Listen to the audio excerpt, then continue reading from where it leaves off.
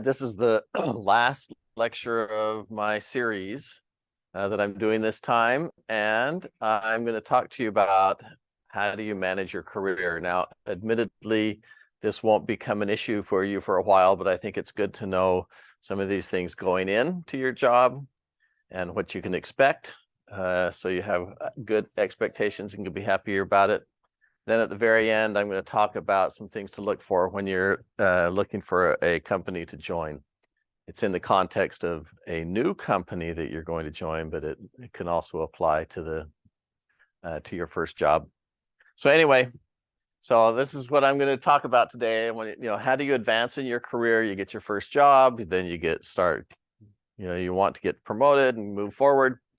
And of course, my goal for you is not that you get that first job, but that 3-4 years from now, you're comfortable in a new successful career and you're having a great time.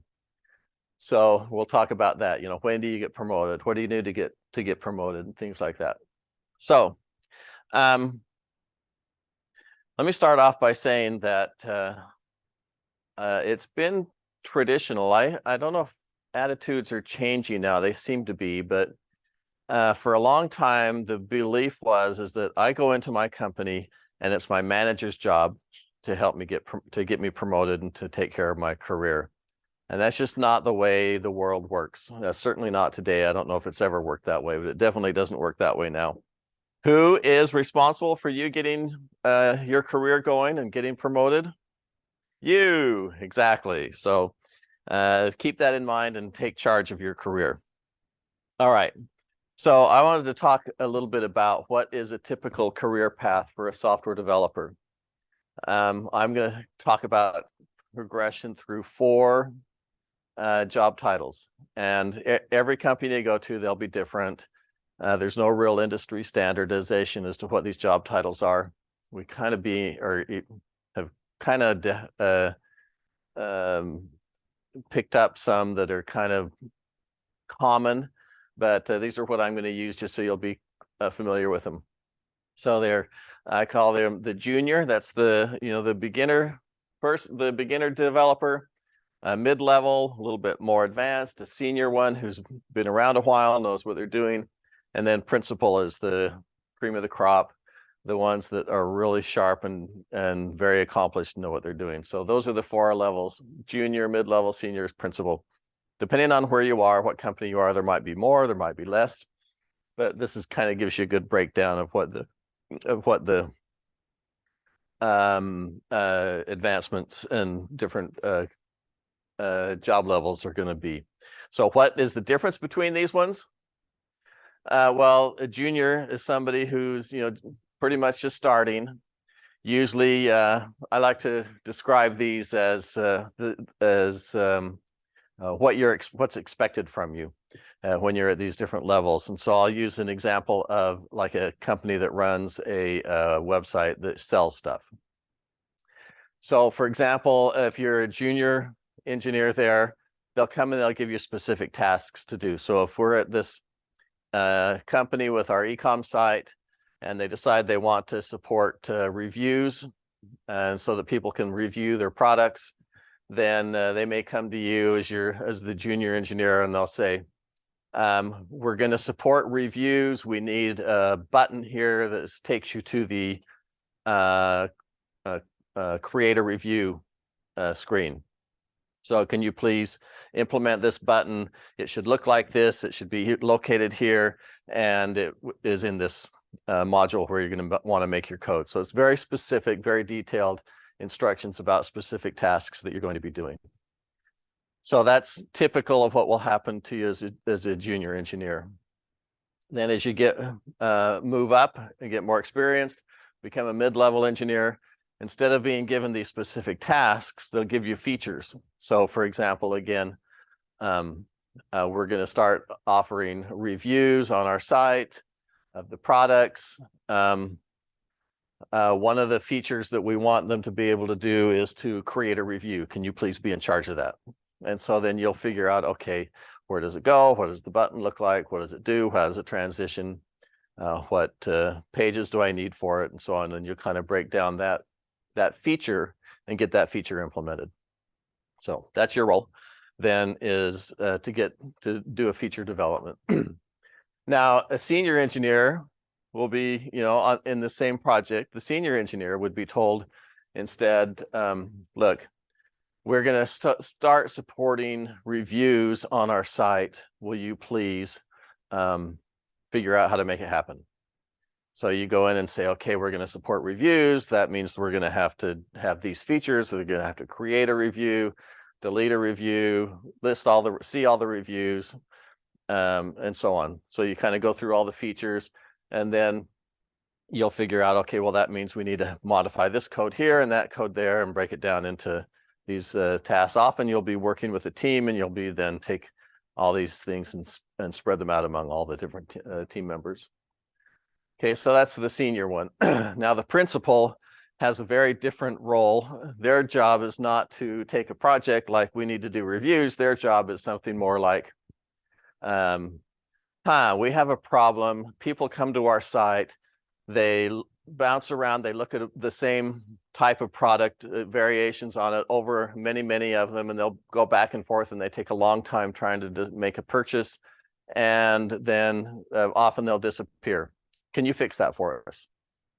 And so you will then have to go out and do the research and try and figure out, why are people bouncing around? What are things that you can do to keep them more engaged and to make it so that they can make a choice quicker? Maybe you decide, if we put reviews on there, then the people will be able to make a decision quicker. So anyway, that's what you would do as a principal engineer, is you're given a problem that's happening and you're asked to come up with a solution.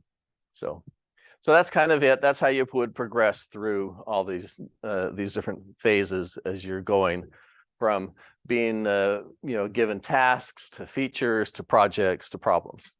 Okay. So then often people ask, okay, so I'm going to progress through all these levels. How long is it going to take? One of the most frustrating things for me at Google was to have people come in right out of college as a junior engineer. They feel like that they're God's gift to humanity and that they should be a principal engineer within 3 months, right? And so they'll be very frustrated when 6 months into the job, they haven't been promoted yet. So we need to set some expectations. How long should it take for you to go through this process? So here we go. Of course, it varies from company to company. Opportunity in some companies, they're just, maybe you should be promoted, but there aren't opportunities for it. Maybe they have a different culture, maybe they, etc. So it varies a lot from company to company, but these are typical. So typically you'll get hired as a junior, and it will take 2 or 3 years before you're ready to get promoted to mid-level. If it takes significantly longer than that, like 4 or 5 years, then maybe there's a problem and you need to start looking at what's going on and trying to decide, is it you, is it the company, and so on. But 2 to 3 years is pretty common for that first promotion. Now your mid-level one, I've made it to mid-level. Now, how long is it going to be until I'm promoted to senior? Well, it's a little longer. I'll be at the mid-level for maybe another 3 or 5 years before I get promoted. So I got hired and I'm now a senior engineer, and it's been 5 to 10 years, right? So it takes a while. Now I'm a senior. How long till I get promoted to principal? These are much less common, and it can take easily an additional 5 or 10 years. So you've been on the job for 15 or 20 years. Now you're starting to think that you should be up at these higher levels where you're doing this type of thing. So those are the expectations that you should have on how long it's going to take. Now, the thing to notice about this is that the more senior you get, the harder it is to get promoted to the next level, and the longer it takes. So, usually when you're first in and going, you get promoted fairly frequently, and then you kind of settle in and off you go. And you don't have to get promoted to these. I see a lot of people stop there and they're perfectly happy. They don't want the responsibilities that come with the principal and the next level, so they just stay there. And then also another thing that often happens is when you start getting into the senior and principal areas, often you'll be asked to consider whether you should change to management or stick in or team leadership. or stick in an individual contributor role. And so that will often happen to you also. If you're fortunate, you'll be at a company where you can be both technical and management at the same time. Google did that, Amazon does not. So, it just kind of depends on the company. But often if you go into management, then you're done with your programming days. But for a lot of people, that's what they want. And you've got, 5 or 10 years of experience behind you where you had a great time writing code, and now you're going to help other people write great code. So anyway, so those are the things that happen. All right, so having done that, let's talk about things that you can do to advance your career. Now, again, remember, you're responsible for that advancement, not your manager. Now, on the other hand, your manager, HR, they're there to help. And so you should make use of them, talk to them, find out what things are like, and so on. I will give a couple of guidelines. Most places you go, your success in your career will depend very, very much on your peers, the people you work with, who are on your team or on teams that your team is working with. And so those are the people that you want to make sure you have a good relationship with those people. If you're a jerk, you're stuck up, you're hard to work with, you're obnoxious, you don't get your work done, they're going to know it. They're not going to say good things about you to whoever it is that's responsible for promotion, and you'll have a very hard time making it through your career. So this is an interesting thing. You really have to work hard to be nice, kind, helpful, and pay attention to your peers and get to know them. So that's an important part if you want your career to advance, to make sure that you're doing well with your peers.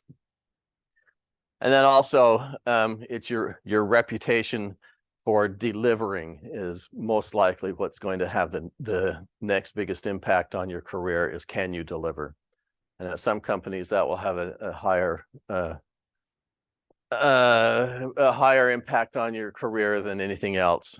I have a friend who was working at a company who said that they actually gave an example of a jerk who got things done and a nice person who didn't. And they promoted the jerk who got things done and not the person who was nice and didn't get things done. So it depends. In most companies, though, it's a combination of both. You need both skills, but you do need to deliver. Now, I've told this story about just deliver, but it's worth repeating again because it's relevant here for your career. Remember, I was trying to start up a project. I kept seeing all these competing efforts going on all throughout the company at Google about this. And I'd go to my director and say, should we be doing this? And his response was, look, we have tons and tons of people who can make good proposals. We need people who can deliver. So don't worry about anything else, but just deliver. And I really think that should become your mantra as well. Just deliver. Whatever else, make sure that you are delivering. You're delivering good code, good quality code, and as on time as you possibly can. So that's your goal. Good quality, good high quality code on time. So deliver, deliver, deliver. That will help your career more than anything. If you have a reputation for being able to get things done and get them out the door, you're going to have a good career. That's all there is to it. All right. So I have some bullet points here on things that I think are helpful that you can do to get through your career. First of all, under promise, over deliver. We've talked about that. Now you have to promise at least enough that they will be willing to give you work to do. Oh, I'm sure I can definitely promise I'm going to get 5 lines of code written every day. So, okay, well then if that's all you can promise me, I'm not going to give you a project. But, as long as it meets the requirements of what is going to make a good project, don't overpromise. Overpromising does more damage to you than not delivering enough.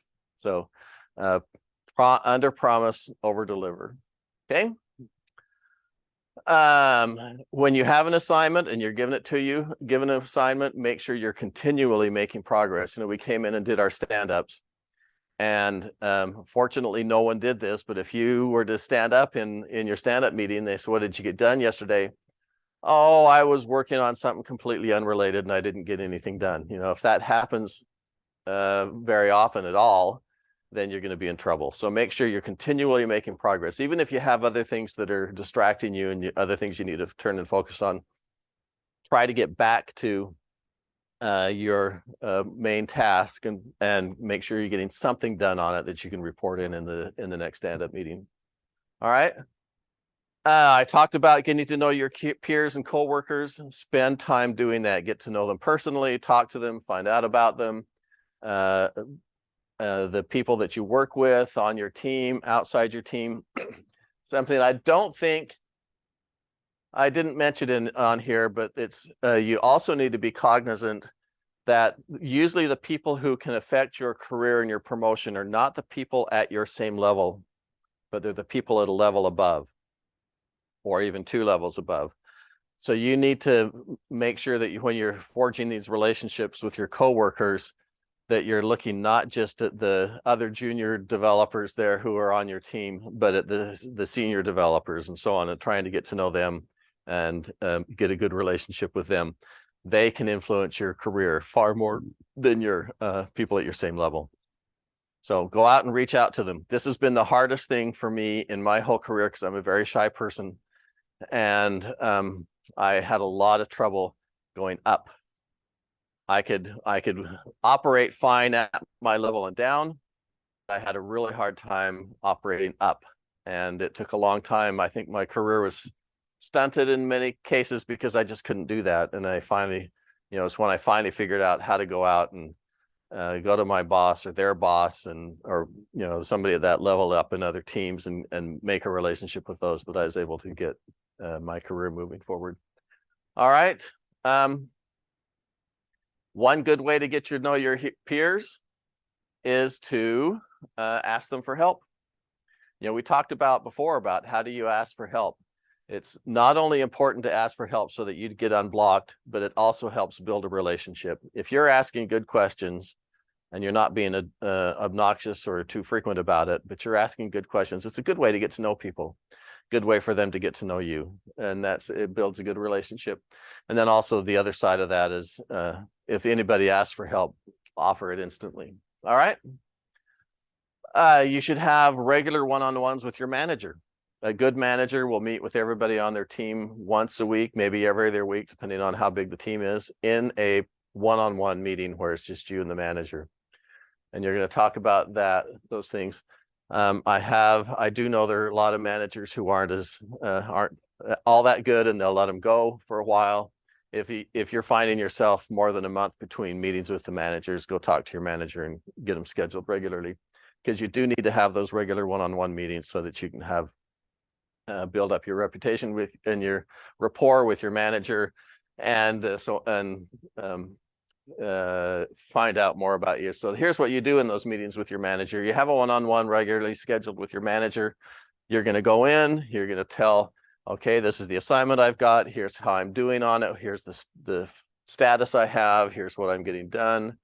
And then do you have any suggestions on how I can get past any roadblocks I have? It's very flattering to a manager, especially if they've been forced out of the technical track and they're just managing. Very good to ask them for their advice on how to proceed. And usually they'll have good answers. It's not just flattering, it's usually a good way to get answers. Even if they may say, go talk to X, Y, and Z. All right. Always ask them, how am I doing? They may not tell you unless you ask. So you want to make sure that you're asking, how am I doing? Am I doing well in my job?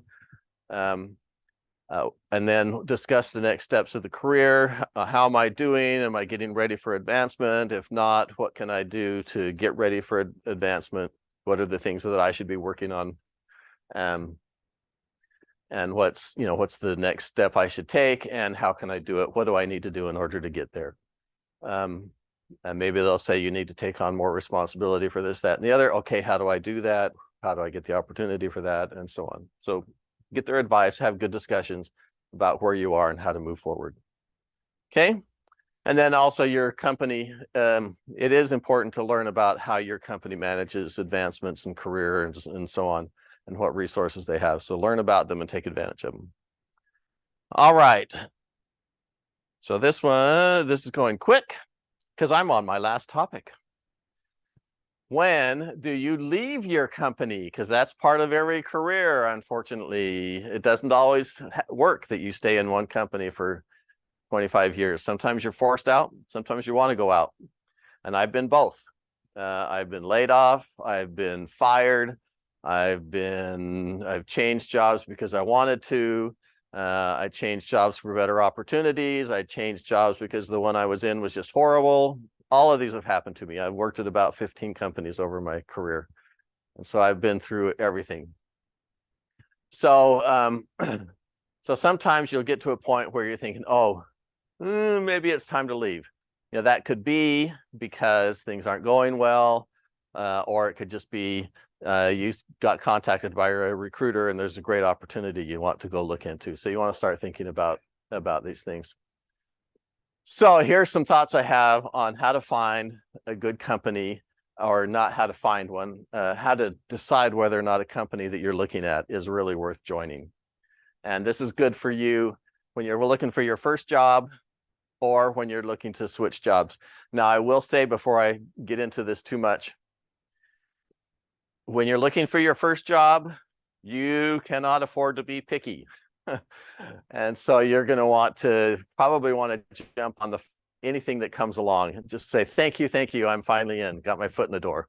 And you know, if you're lucky and fortunate in this, in your initial job search, you might have some choice.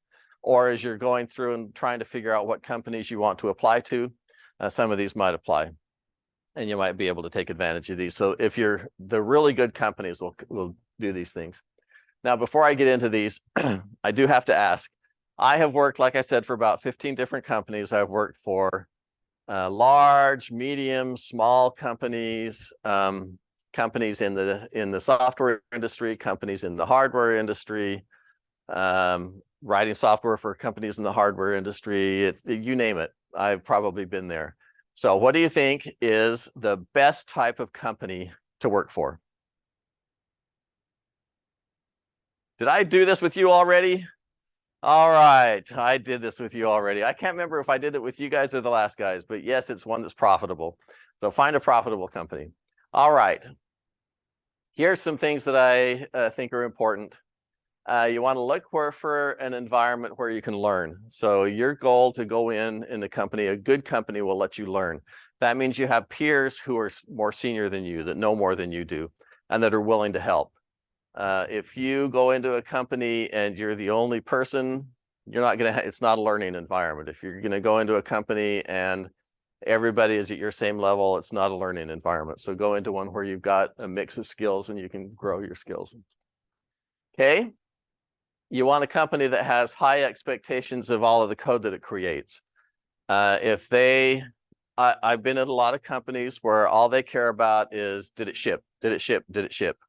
You want not only to get it shipping, but you want the company to be proud of the quality of the code, the quality of the user experience, the quality of the code, the lack of bugs, and so on. So that's very important as well.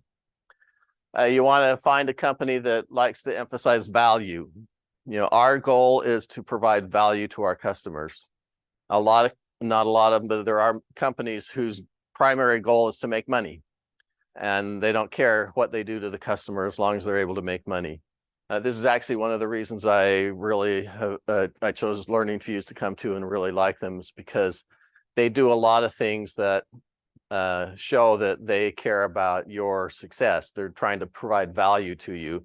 I know of other boot camps I looked at where they're kind of like a machine. Come in, I don't care if you learn or not, you paid your money, get out, you know. So that's not very much fun to work in a company like that. You want to work in a company whose goal is to provide value. All right. You want to be in a place where you can get along with your coworkers. So if you're outside looking in, trying to decide, hopefully you can interview with some of the people you'll be looking with and try to get a sense for, you know, can you get along? Can you work together? Now, don't fall into the trap, though, that my coworkers have to become my best friends. You don't need to think, okay, I'm going to go out to the pub in the evenings with my coworkers because they're such fun, wonderful people. I would get this a lot as a manager. People would come in and say, I just don't like my peers. And I'd turn them into them and I'd say, so what? Why does that matter? I don't care if you like your peers or not. All I care is that you're able to work with them.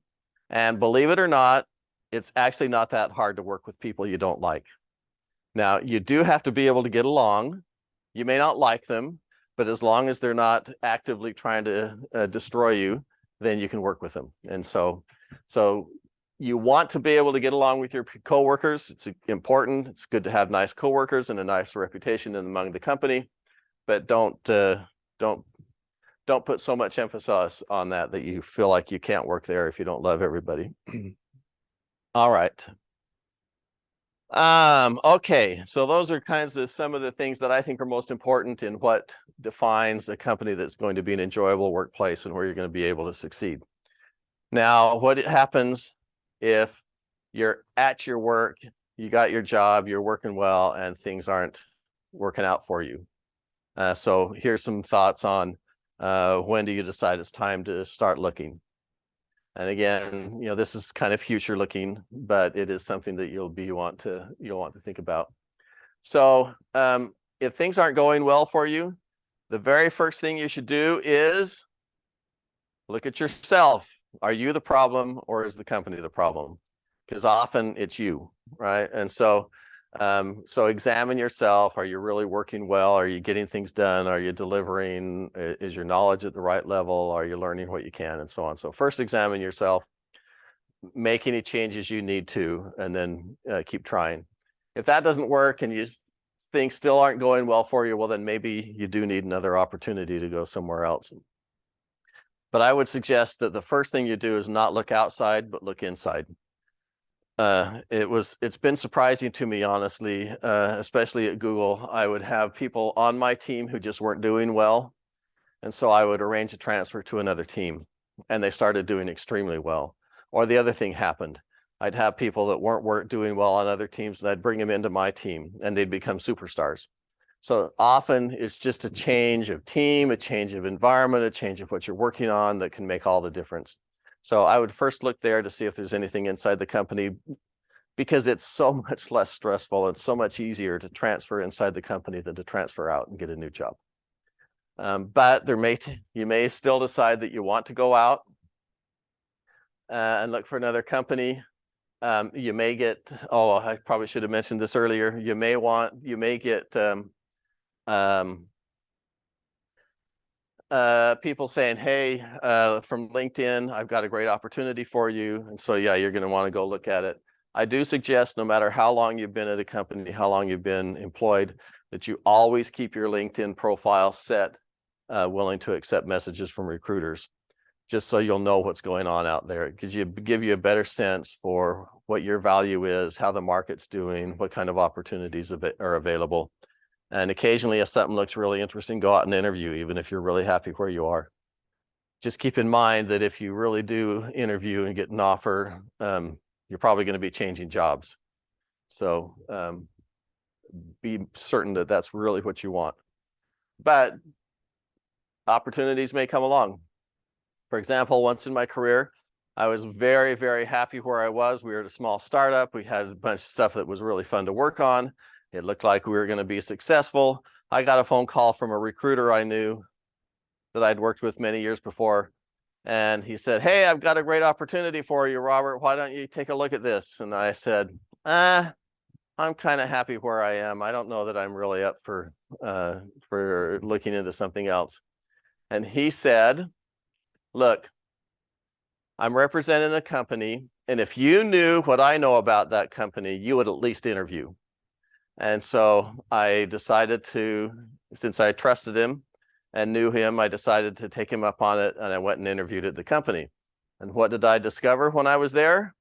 I discovered that this company that I was interviewing at was in the process of being purchased by Google. And I thought, oh my, I love where I am, but how can I turn down an opportunity to go to Google? So I did it. And I joined this small company. 6 months later, they were purchased by Google, and that started my 14-year career at Google. So Things may come up. An opportunity that's too good to pass up may come along, even if you're not looking for it or you don't think that you need to switch.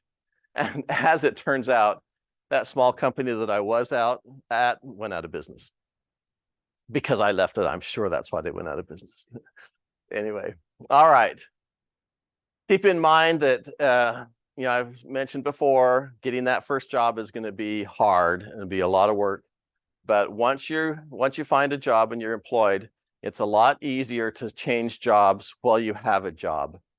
If you things are really bad and you decide you're just going to resign out of frustration and leave the company and then go look for work, it's going to make it even harder for you, because if you're not employed, your potential employers are going to start wondering why. What happened? Was it your fault? Were you a bad worker? Why are you not currently employed? So if you decide you are going to look, then keep your current job and keep it going as well as you can in case things don't work out in your switch.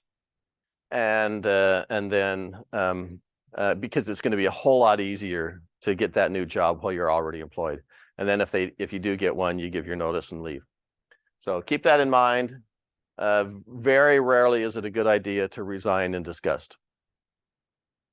There are cases, but they're very, very rare. All right. And then if you're going to leave and you decide you are going to leave, and you should have, as you start looking out, almost every company I interviewed for asked me, why am I leaving the current company I'm at? So it's just a question that comes up. And so you want to have a good story. So you need to think about, why am I leaving this company and why am I willing to accept another job? And it needs to be a story that actually is honest and true, but that it's a good, reasonable story. If it's, oh, I just wanted to see if there are other opportunities, that's not very compelling. I thought I might get a higher salary. That's not very compelling for a potential employer to hear that. Employers want to hire people who are, can't find it on here. Anyway, they want to find people who are dedicated to their work and reliable and good employees, and that you're not going to just leave for on a whim for some reason. So you want to have a very good reason for why you're willing to leave, and so you can use that when you're going around. And in your case, in your first job, you're probably going to get asked, why are you switching careers? Why did you make the decision to do this? And you want to have a really good story for why you're doing that and why you're trying to get into the new career. So anyway, that's it. I didn't stop and ask for questions. Any questions anywhere along the way? Because I didn't anticipate any, because this is all looking like 2 or 3 or 4 years down the road, and you're probably not to the point where you're thinking about that. So anyway, that's all I've got. Any comments from the remote world, Brett? Looks like we're looking good on this end. Okay, that's what I expected. All right, thanks. Then we can stop the recording. Sounds great.